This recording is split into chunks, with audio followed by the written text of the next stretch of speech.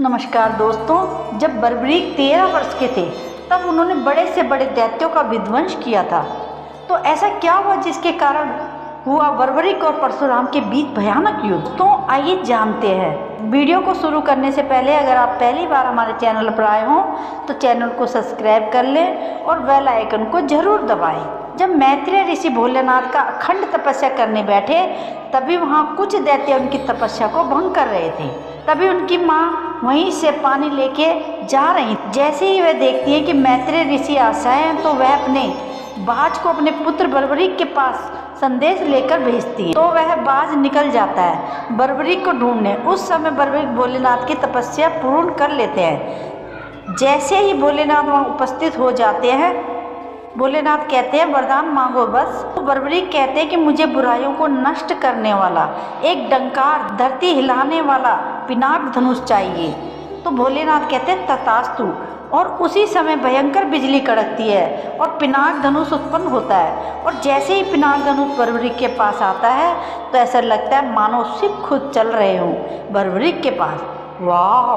बर्बरीक जैसे ही उस धनुष को धरती पर रखते हैं वैसे ही वहाँ धरती पर दरारें पड़ जाती हैं। और जैसे ही वह उनकी प्रत्यंचा खींचते हैं तो बड़ी जोर से ध्वनि उत्पन्न होती है जिससे कोसों दूर जा रही सेना भी हिल जाती है।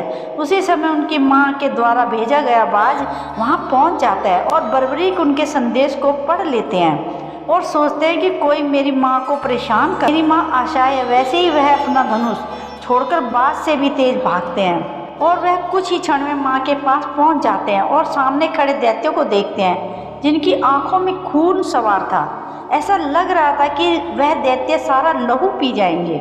और हवा की तरह रूप लेकर बर्बरीक उन दैत्यों को सामने विशाल रूप लेकर खड़े हो जाते हैं। उनका विशाल रूप देखकर दैत्य घबरा जाते हैं और अदृश्य होने लगते हैं। उससे पहले बर्बरीक उनका गला पकड़ लेते हैं और उन्हें एक दूसरे से लड़ाकर उनका सर फोड़ देते हैं और कहते हैं मेरी माँ को दुविधा में डालने वाले का यही हास्य होता है।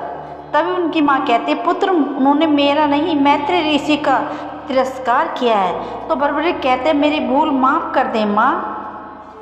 बर्बरीक को वरदान में मिला धनुष वापस लाना था। तो वह वापस जा ही रहे होते हैं तो उनकी माँ कहती है पुत्र, जब तक ऋषि मुनि का यज्ञ पूर्ण नहीं हो जाता तुम्हें यहीं रुककर उनके यज्ञ में आने वाली बाधाओं का काल बनकर रोकना है। उसी के 2 दिन बाद जब वहाँ 2 राक्षस आते जो उनके यज्ञ में बाधा उत्पन्न करते हैं तभी बर्बरीक एक को मौत के घाट उतार देते और दूसरे को बहुत दूर उठाकर फेंक देते हैं। ऐसे में 10 दिन समाप्त होते हैं तो बहुत दूर से एक बाण उस ऋषि की तरफ आता है। तो बर्बरीक उस बाण को अपनी तलवार से काट देते हैं और वह देखते हैं बड़ी दूर से क्रोध में परशुराम जी उनकी तरफ बढ़ते हैं। तो बर्बरीक उन्हें प्रणाम करते हैं तो परशुराम बिना कुछ कहे उस ऋषि मुनि की तरफ क्रोध में बढ़ते हैं। तभी बर्बरीक कहते हैं कि रुक जाइए आप।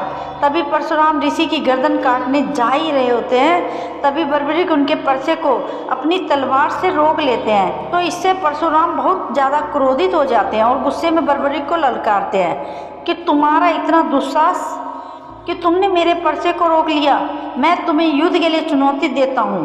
तो यह कहकर आपस में दोनों का युद्ध शुरू हो जाता है। तो दोस्तों इसके बाद आखिर क्या हुआ कि आखिर इन दोनों में से कौन जीता, परशुराम या बर्बरीक? तो यह युद्ध कितने समय तक चला, इसकी जानकारी के लिए लेकर आ रही हूँ बहुत जल्दी इसका दूसरा भाग। तब तक बने रहिएगा हमारे चैनल पर और बेल आइकन को जरूर दबाएं ताकि इसका दूसरा भाग जैसे ही आएगा तो इसका नोटिफिकेशन आपको सबसे पहले मिल सके। थैंक यू सो मच दोस्तों।